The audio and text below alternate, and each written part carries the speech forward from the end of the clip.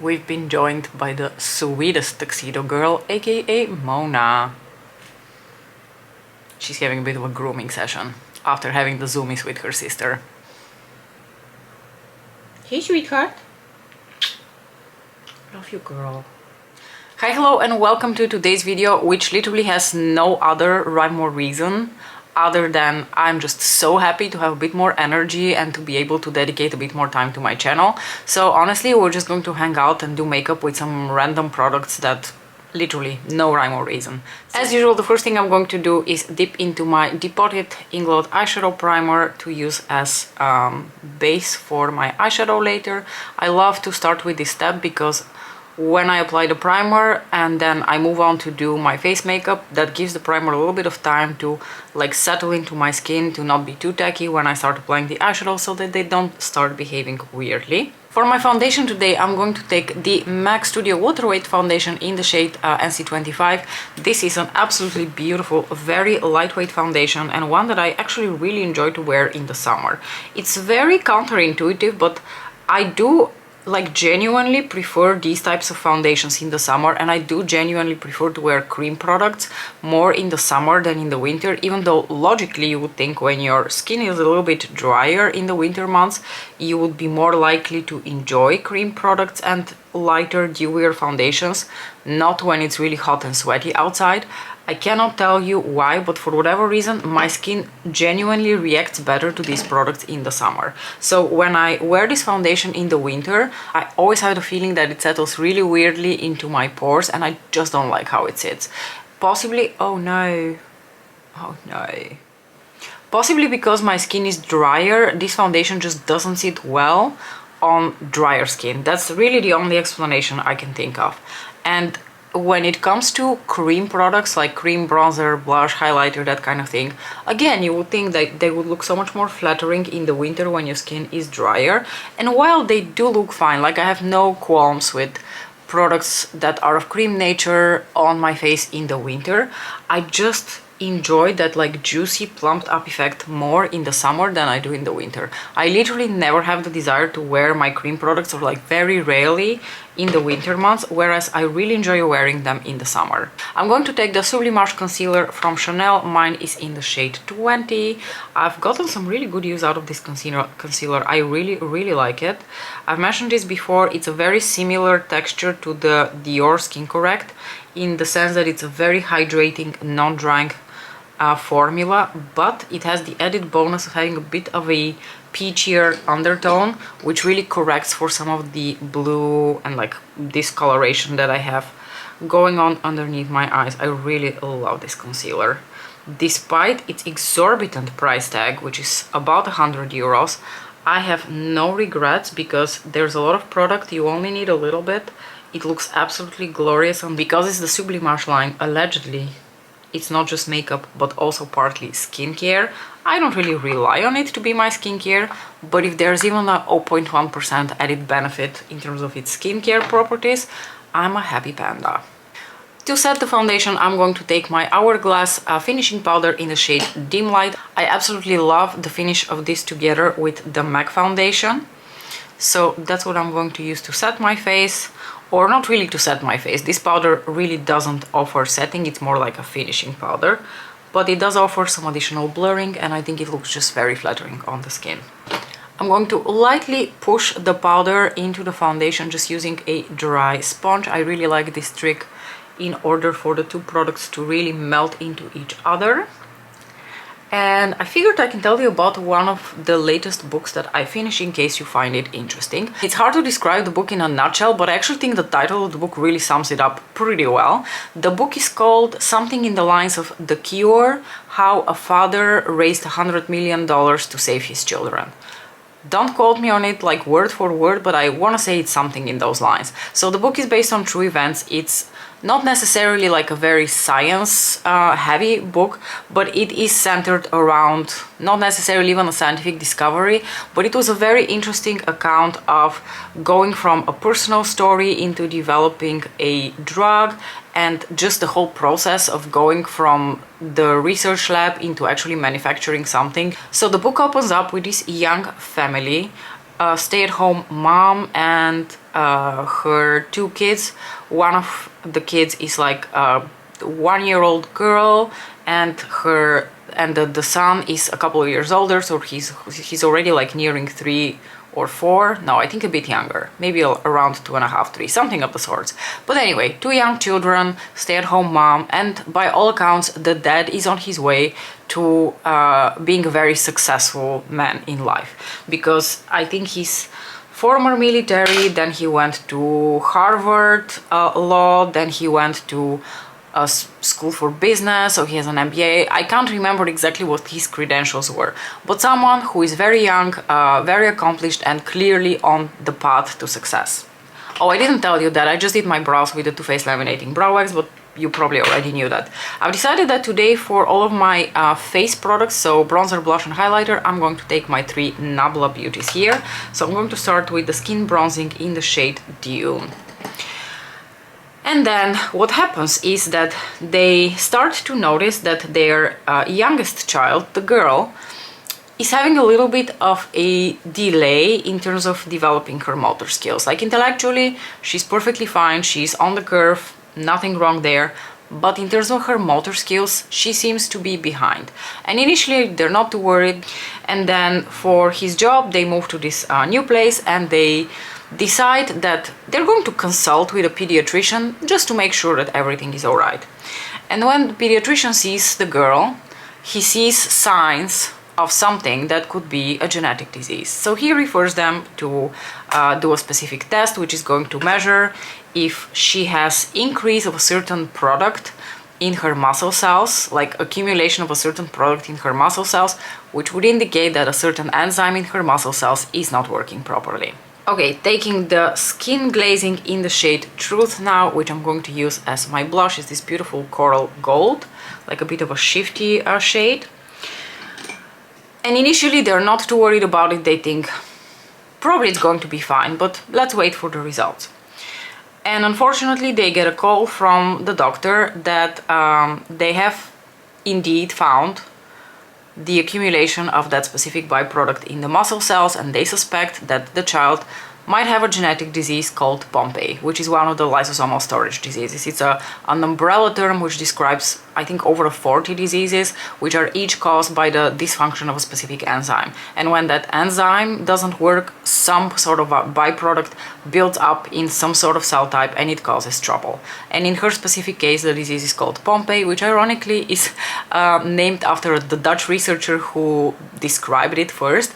And the funny side story there is, in the hospital where I work, there are meeting rooms, and all of these meeting rooms are named after popular, or like not popular, but like famous Dutch scientists. And one of these rooms was called J.C. Pompe. And all I ever knew about this room, ever, was that it's, you know, meeting room J.C. Pompe. Never connected the dots that dude might have made an important discovery until I read this book. So it was a Dutch researcher, I think a Dutch clinician, who first described the disease, Pompe disease. And unfortunately the child indeed gets diagnosed with the disease. Now the disease has several different forms, an infantile form and a form that is a little bit more atypical. The infantile form is extremely severe because within the first year of life the kids completely lose any sort of muscle, you know, control. They are basically gone very quickly. It's really devastating. Their daughter doesn't have the infantile form of the disease, she has the atypical form of the disease, which means that there is a very, very, very low percentage of the enzyme which is still working, because the whatever defect she has in the gene which causes the disease doesn't completely switch off the protein, it doesn't completely eradicate it, so there is very, very low activity of the enzyme. So she's able to make a small, probably truncated version of the enzyme. So she doesn't have the classical form which will kill her within the first year. She has the form which will kill her within the first 5 years, let's say, because it's a progressive disease and there's nothing you can do about it. And it's very unfortunate because these kids are also usually intellectually unaffected. I think some could be affected intellectually, but his daughter specifically was not affected at all. Now, the next blow comes when they accidentally sort of have a third kid. They have a baby boy, and initially they are a little bit reluctant to even consider the possibility to test him, but they start to notice some of the signs that they now see, they have now seen with their daughter, and they notice that the baby boy is starting to develop these symptoms. He gets tested, the blow comes, their third child also has the disease. Unfortunately, within the first year or two of life, both of these kids require a breathing tube because they can't breathe on their own. They require a tube that will feed them nutrition because they are unable to get all the nutrition that they want from the liquid food that they can swallow. It's a whole thing. Like, taking care for a child like this becomes a full-time nursing job, essentially. And what families, of course, usually do in these sort of circumstances is they desperately start looking for a cure. Is someone working on a cure for this disease? What are our prospects here? What is going on? And the second thing you look for, obviously, is other families with children who have the disease, so that you can connect to someone to commiserate, sort of. And the family finds out that there are, already patient organizations, that there are at least 2 centers who are already working on enzyme replacement therapy, meaning that they're producing the enzyme in some sort of way, and they plan to give it to the children in order to hopefully compensate for the lack of the enzyme in their bodies and cure them in that way. And I totally forgot to show you which highlighter I was using. So this is the Skin Glazing in the shade Privilege, which is a beautiful coppery gold highlighter. So all of these are in the Heart Gelée formula. I don't even know if Nabla sells these anymore. These are gorgeous. These are some of the most affordable Heart Gelée face products you're going to find on the market. They look absolutely flawless on the skin. I love them. So there is a center in the US which is working on enzyme replacement therapy using cell lines. So they just use cells sort of as a factory to produce the enzyme, and then they isolate it, and they plan to give it to the children. Obviously, that's a very long process. So when our family gets in touch with the doctors, they are still in the process of optimizing everything. And to the family's disappointment, they're informed that these first trials are going to focus on babies under the age of 1 because they're smaller, they require less of the enzyme. The damage that has been done by the dysfunctional enzyme is still a little bit more limited. And unfortunately, one of his children is already nearing the age of 1, so he will soon not be eligible, and his daughter is not at all eligible because she's already in the toddler phase. So they're completely devastated to find that out. The second company that is working on a cure, sort of a similar approach, is a Dutch company. So the dad actually visits that company here in the Netherlands, and he talks to the researchers who work here. They're using a slightly different approach. They're using rabbits in order to produce the enzyme, but essentially it all comes down to their just using some sort of method in order to isolate the proteins or the enzyme. I've zoomed you in a little bit so we can get started on the eye look. First, I'm going to go into my Rose Topaz Quad from Tom Ford, and I'm going to take this shade here, which is like a mid-tone nudie beige shade, which is going to obviously go in my crease. So where did we leave off? Yes, our family is a bit devastated that the clinical trials that they so eagerly await are sadly, possibly months, if not years ahead, and their children might not be eligible for the pilot trials. The next thing that happens is that at one of those patient organized conferences, the dad meets another scientist who is working on an alternative approach to make the enzyme, who claims that all of these other people are doing it wrong.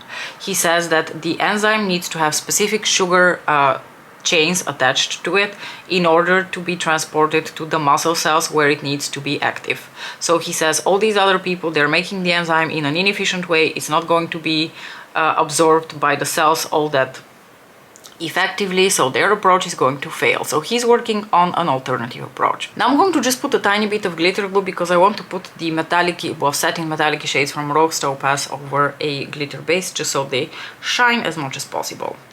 And I'm not going to go into all the details, but eventually what happens is that at some point in time, the researcher who is working on this alternative approach founds a company. And this company is focused on essentially developing this alternative in his ice batter drug. And our dad, the dad of the 2 kids who are sick, decides to join the company. Initially, there's a lot of considerations about him having conflict of interest, and he becomes the CEO of the company. He goes to investors in order to get money for the company so that they can do the research and get into clinical trials faster. Things are moving very slowly. Things are not moving with the speed that he wants for his children. Obviously, him being the dad of these children, there is an obvious conflict of interest, but people entrust in him and they really think that the fact that he's a dad of 2 sick children is not necessarily, yes, it is a conflict of interest, but it also means that he has the extra motivation to get everything to work. Now, how this guy pulls off so much work next to all the things that are happening in his house, I have no idea. They hire a nurse and the mom is a stay-home mom, but I can't even imagine what it's like caring around the clock for 2 children who are so incredibly sick. They have like the breathing tubes, so if something happens with the breathing tubes, they need to act very quickly. They need to have these like little oxygen bags with them at all time. It's a whole thing. It's a whole thing. But they never lose hope, and he just basically keeps going, racing against time to get them this drug. Next, I'm going to take the toppery shade, by the way, this one here, and I'm just going to use my finger to layer it over the top of the light beigey nude that I put on my lids, just for some extra sparkle. This shade will not add all that much. It just adds the most beautiful like wet sheen to the lids. You probably can't even see the effect all that much, but anyway, I'm going to put a little bit of this shade on the lower lashes. So rewinding the story a little bit forward without going into too much detail, but through some clever negotiations and almost bluffing, our small company, headed by the dad and this researcher who believes he has an alternative and better method to create the enzyme, gets sold for a lot of money to this other bigger company which wants to explore this alternative route for a cure for Pompe disease. I have an idea for a pop of color, so I'm going to bust out this little magnetic palette here, which has a combination of different brands, and I've just like saved all of my yellows from these brands because I really love yellow. And I'm going to take this one. I'm pretty sure this one is from Luxy Beauty. And it's a beautiful pastel yellow with pink sparkles, and I'm going to put that here in my inner corners to brighten up the look and also to tie it in with the t-shirt that I'm wearing.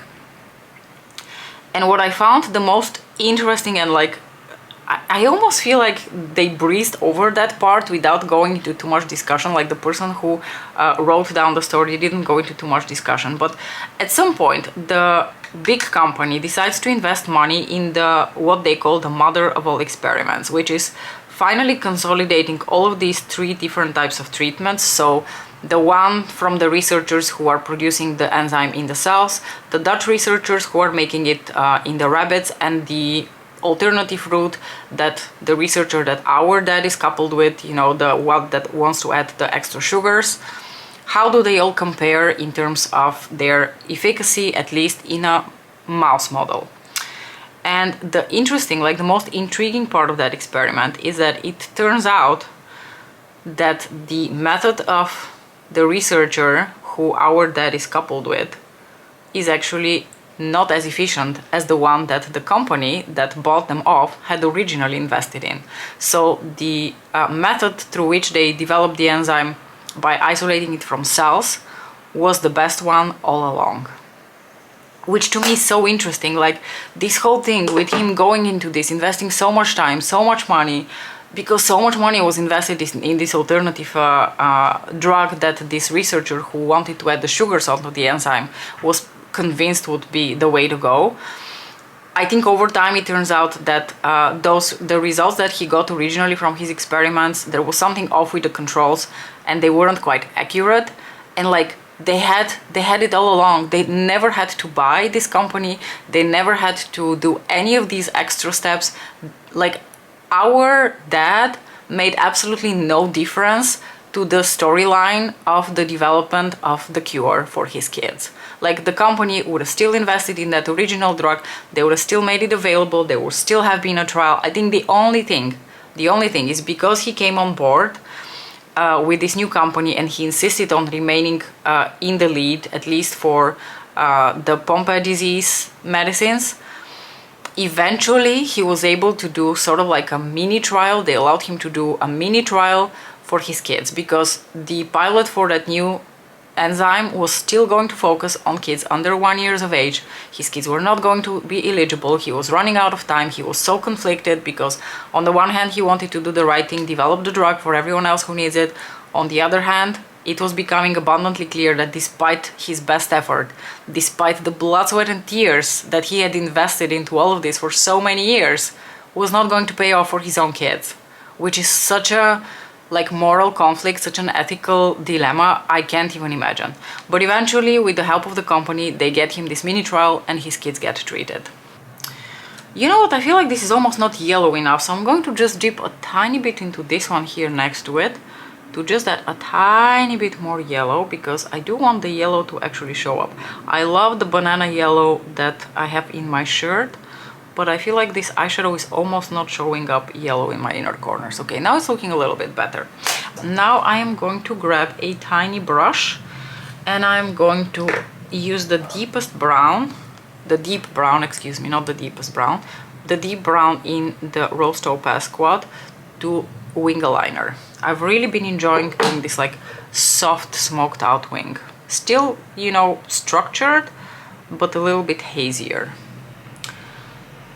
So his kids get treated. The therapy is somewhat effective in the sense that his kids are still alive, so the death sentence at early age is no longer the case, but they still require breathing tubes.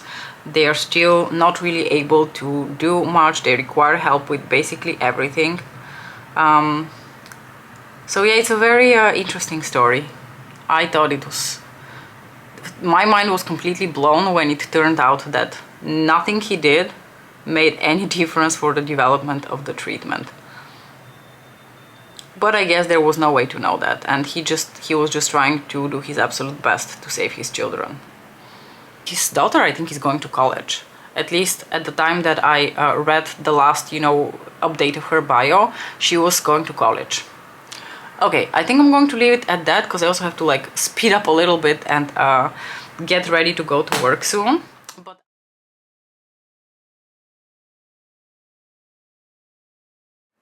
so guys, this is the final look. What do you guys think? It's actually quite subtle. I didn't think that it would turn out so subtle, but it's actually looking pretty subtle.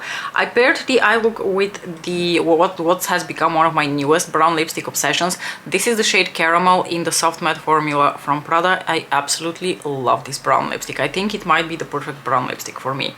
Not too dark, not too light, the perfect tone of brown, not too warm, not too cool, just absolute perfection. I will leave the full title of the book that I was talking about in my description box, just in case anyone is curious and they would like to check out the book for themselves, because this was more or less like an abridged version of the story. A lot more happens in the book, obviously, that I couldn't go into details about, but I thought it was a really interesting book, not because mostly I've been reading books about, you know, how either about the scientific discoveries or the families and their struggles. I've never actually come across a book personally where they took the story from sort of the basic research more into how you would actually make medicine out of it, what goes into that, how long it takes and all of that. I mean, they didn't go into extensive detail about it in the book, but it was still a new perspective for me because I'm never really involved in that. I don't really know how it works. I'm a basic researcher, so for me that whole part with how you actually make a medicine is completely like it's a black box.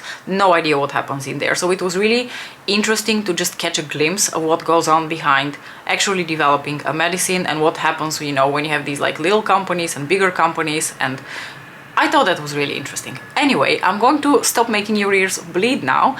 Let me know again what you thought about this look because I'm really curious. I enjoyed hanging out with you again so much. Thank you so very much for watching and I'll see you in my next video. Bye!